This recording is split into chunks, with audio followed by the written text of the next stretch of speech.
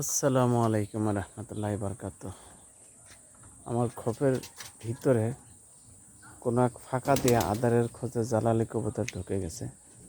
আমি কবুতরটাকে এখন বাইরে এনে সন্ধ্যা হয়েছে, বাইরে আনার জন্য খুব ছটফট করছে। আমি ধরে ছেড়ে দেবো বা যদি যাইতে পারে তাহলে আলহামদুলিল্লাহ, নাহলে ধরার চেষ্টা করব।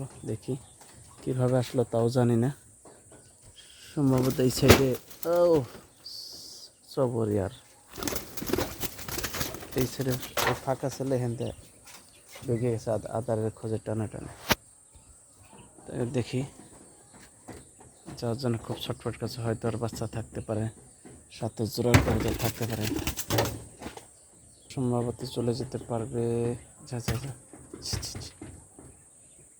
ইচ্ছা করলে পারতাম এটিতে অন্যটা জোড়া দিতে, কিন্তু এটা ঠিক হবে না, ওরা পরিবার আছে।